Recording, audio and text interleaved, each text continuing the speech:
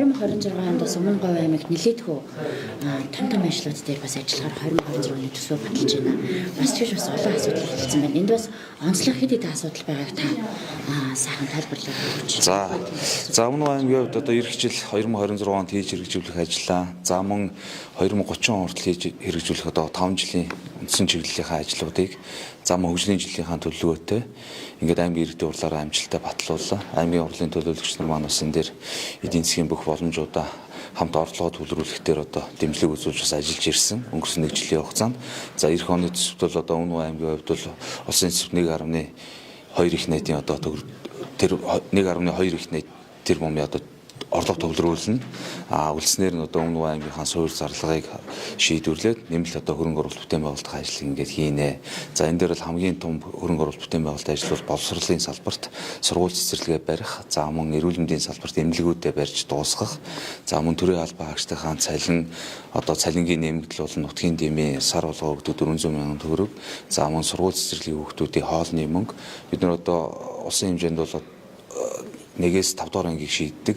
Өмнө Говь аймгийн хувьд бол 6 дугаар анги шийдээд явьжсэн бол энэ жил 12 дугаар ангийнхаа хүүхдүүдийг одоо шийдвэрлэхээр ингээд аймгийн хурлаар батлуулж байна. Тэгээ Өмнө Говь аймгийн хувьд бол одоо хэрэглээний сагсан дах одоо үнийн индекс хамгийн өндөр одоо барааны үн бол хамгийн өндөр байдаг.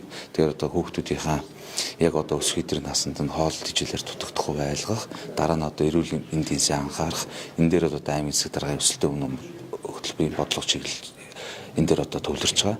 За мөн хөрөнгө оруулалт бүтээн байгуулалтын ажлыг бол одоо тасалдахгүй хийгээд явах үүднээс сумдын засмал замаар аймгийн төвтэй холбосон аймгийн төв рүү чиглэсэн замуудын нэлээдгүй сайн тавиулаад батлуулж чадлаа. Тэгэхээр одоо Өмнө Говь аймгийн ирээдүйд одоо аялал жуулчлалын одоо салбараа хөгжүүлэх төр хамгийн түлхэлцтэй одоо хөгжлийн том шийдлүүд гарна гэж бодож байна. Тэгээд маш олон төсөл хөтөлбөрүүдийн маань одоо амжилттай баталж өгсөн аймгийн иргэдийн урлын төлөөлөгч нарт одоо талархал илэрхийлье. Орлогоо сайн төвлөрүүлж улсын одоо төсвийн үн хүлээсийн үүргээ биелүүлэх, за мөн орон нутгийнхаа аймгийн иргэдийн урлаар батлагдсан төсөл хөтөлбөрүүдэд одоо амжилттай хэрэгжүүлэхийн төлөө засаг дарга одоо түүний тамгын газрын зүгээс одоо хичээж чармааж ажиллах болно гэдэг хэлье. Үнэт цас буюу бонд гаргаж байгаа нь бас онцлог багш. Энэ талаар тайлбарлаад өгч. За бондын хувьд бол одоо орон нутгийн чанартай бондыг бол Өмнө Говь аймаг одоо хамгийн эхэлж гаргаж байгаа. Засгийн газраас мөн улсын хурлын зүгээс бол орон нутгийн одоо орлогоо өөрөө төвлөрүүлдэг, төсөө өрөөд явах одоо боломжтой аймагд бол бонд гаргах дээр дэмжиж ажиллаж байгаа. Тэгээ Өмнө Говь хувьд одоо дулааны цахилгаан станцаа бонд босгож түүгээрээ одоо барих энэ ажил дээр бол нэлээдгүй одоо 2 жилийн хугацаанд ажиллалаа. Тэгээд энэ жил бол одоо засгийн газраараа мөн аймгийн иргэдийн урлаараа за мөн улсын хурлын төсвийн одоо суурь орлого дээр нь бондынхоо зардлыг хянуулж чадсан. Тэгээ одоо эх он жилүүдэд одоо 2026 онд бол 150 тэрбум төгрөгийг босгоод за 27 онд 300, 28 онд 50 тэрбум гээд энэ босгосон мөнгөөр одоо бонд дулаан цэцгэлгээ станцын асуудлыг шийдвэрлэнэ гэсэн одоо юм чигтээ ажиллаж байна. 30 он хүртэлх одоо ажлын төлөвлөгөө гаргаж байгаа шүү дээ. Тэгэхээр усны асуудлыг яаж шийдвэрлэхээр тусгасан бэ? Энэ бас нэлийн одоо чухал асуудал байгаа учраас онцгойлон анхаарч үзсэн байна. За Өмнө Говь аймгийн хувьд бол говийн бүс нутаг за тэр дүнд бол хамгийн одоо гүний усны асуудалтай аймаг. Гүний усыг одоо уул уурхайн зориултаар хэрэглүүлэхгүй байх тэр бид нар одоо урдан ч гэсэн одоо аймгийн иргэдийн урлаар хаасан тогтоол гаргаж ирсэн. Аксиди бол ч одоо засгийн газрын зүгээс улсын зүгээс одоо улсын том төслүүдийг зогсоож болох улс орны төсөв хүндрэлтэй байдалтай байна гэдэг ингээд хүлээмжшөөрөөд явдаг. Одоо бол энэ жилийн хувьд одоо эх он жилүүдийн хувьд бол Өмнө Говийн бүс нутаг руу ус татах төслүүд засгийн газрын төвшөнд улсын хурлын төвшөнд гайг одоо яригдж байна.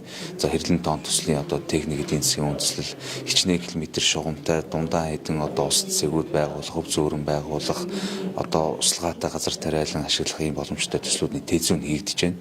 Тэзүүн хийгдээ зураг төсөвтэй болно гэдэг чинь бас дараачийн ажил нь явна гэсэн. За ангийн гол одоо улаан нураас наашаа 5-7 бүс нутгаар бол Өмнө Говь аймгийнхаа орон нутгийн төсвөөр тэцүүгээ өднөр бол хийцэн. Цаанаасаа одоо ангийн голын ихээс цагаан мурхастай хонь гэсэн төслийн тэцүү бас одоо засаг дээр гайгүй мөнгө шийдэгдээд явж байна. Тэр бүс нутгаас ирэх одоо баруун зүүн талаар 2 ирэх одоо хэрлэн тоон төсөл, орхон хонь төсөл одоо Өмнө Говь аймгийн бүс нутагт ирчүүл 5-7 одоо бүлэг ордыг баяжуулсан үрсийг одоо гадаргын усаар баяжуулах, за мөн энержи ресурс компанид одоо гүний ус хэрглэж байгааг бас таслан зогсоож одоо гадаргын усаар ашиглах. Тэр нь бол мэдээж хэрэг уул уурхай бүтээгдэхүүн гадаад дэлхийн зах зээл дээр гарахдаа үнэ нь бол хэд дахин өсөөд улсын төсөв болон орон нутгийн төсөвт дүнтэй хувь нэмрээ оруулна гэсэн тооцоод байна. За